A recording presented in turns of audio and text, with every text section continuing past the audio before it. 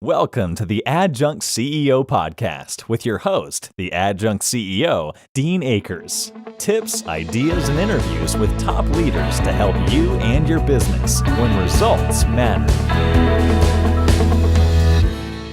Welcome back to the Adjunct CEO Podcast. This episode is going to be kind of near and dear to my heart. It's going to be finding the best talent. I run into a lot of folks out there, executives and owners of company, and in today's economy, they're all telling me how hard it is to find great talent. And so I'm asking them a couple simple questions.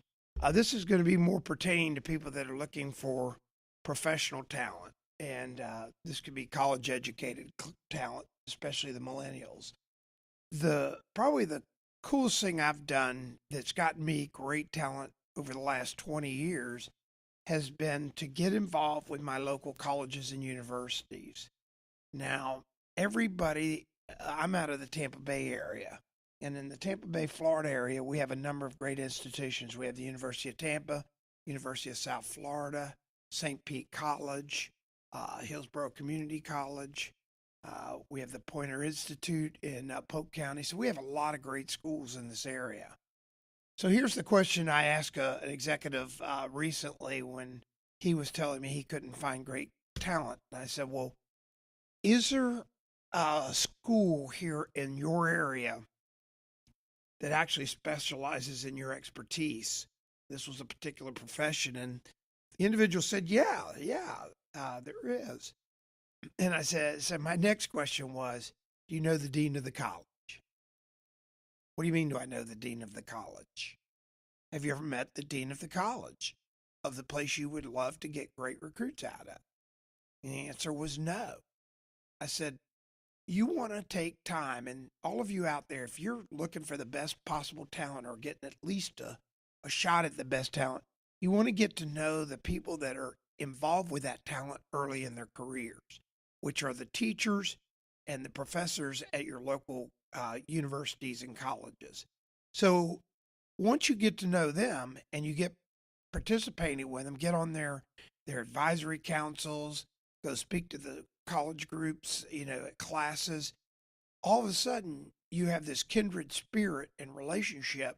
So when you're looking for somebody, or my kind of standard deal with my local institutions is, hey, if you find some real rock star, somebody that you think is really going to excel, somebody you think that could learn and really help our team and our company, would you turn me on to them?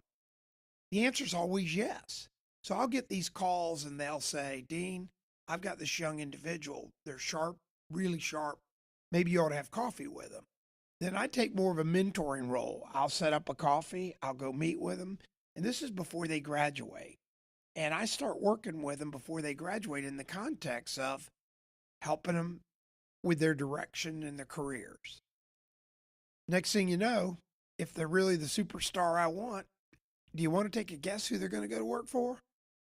They're going to go to work for me because we've built a relationship.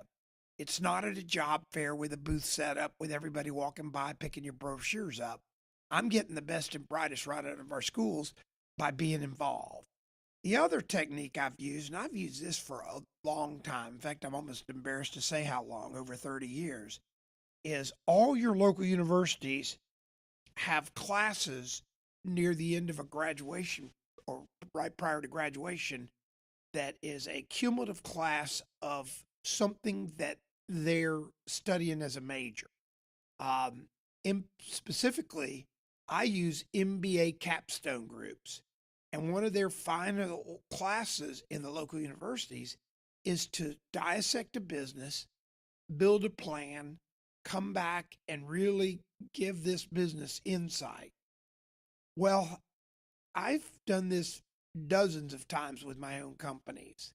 And it's insane when you have upwards of 200 students in groups of 10 or so working to dissect your company, take your marketplace or the market you work in, doing all this due diligence for a grade. That's what they're working for, to come back and present to you their findings, their recommendations, and all the data they've used to create that. Just let me tell you something.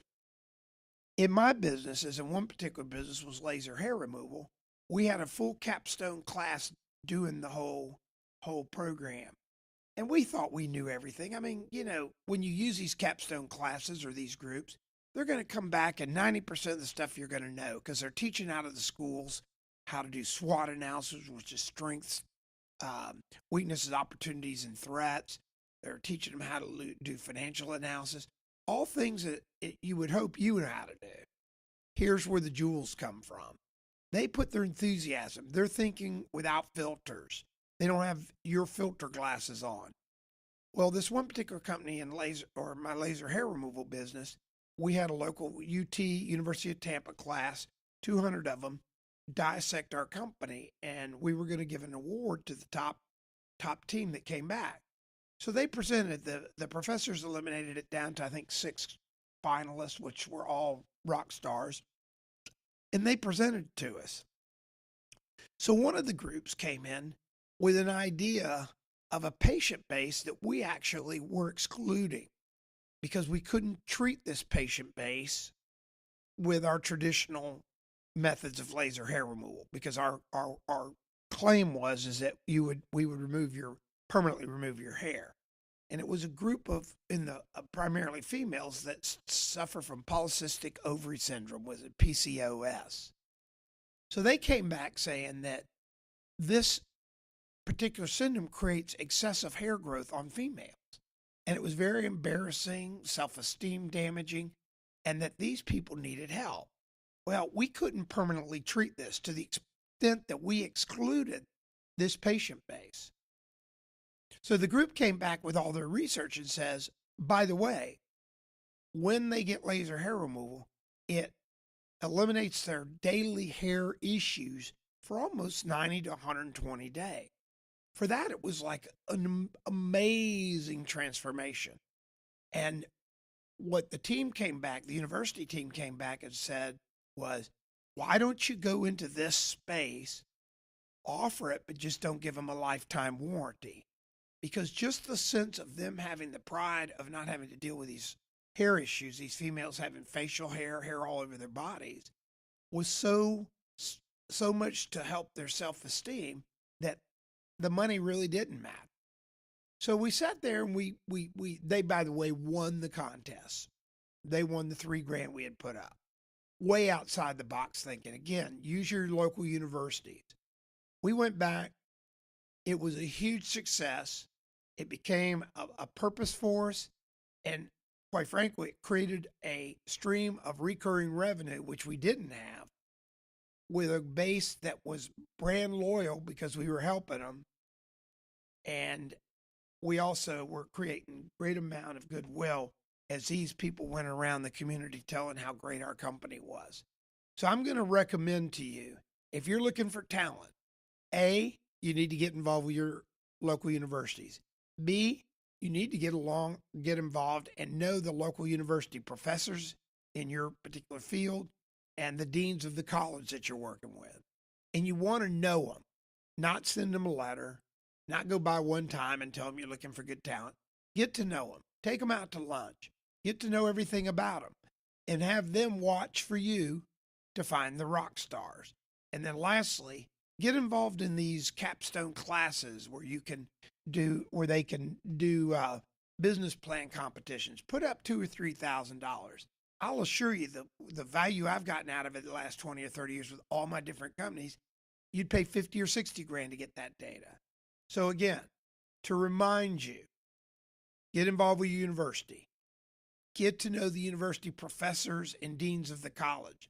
Really know them. And then get involved and put together a program to have competitions within the classrooms. You'll find the true rock stars with this method. So if you have any points or questions or want to get a deeper dive on this, just email me at help@adjunctceo.com. That's help@adjunctceo.com. With that, I'll get back with you. We've had tons and tons of people emailing us, and we've helped a lot of folks in our last number of shows that have questions. So again, that's help@adjunctceo.com. So again, for more help, that's help@adjunctceo.com. Feel free to really email us and ask those questions. We're going to get back with you and give you the help you've been needing. Hopefully our series are helping you, and it's a pleasure for us to bring it to you. Thanks for listening. We really appreciate the listeners out there. We're now being heard in over 23 countries. We've had thousands and thousands of downloads.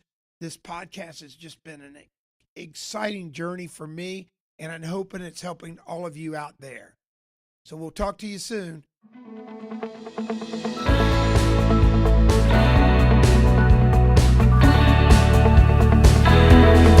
Enjoyed today's show. Make sure to like and subscribe so you don't miss a single episode. If you have any questions or need some help, just email help@adjunctceo.com. Thanks for tuning in.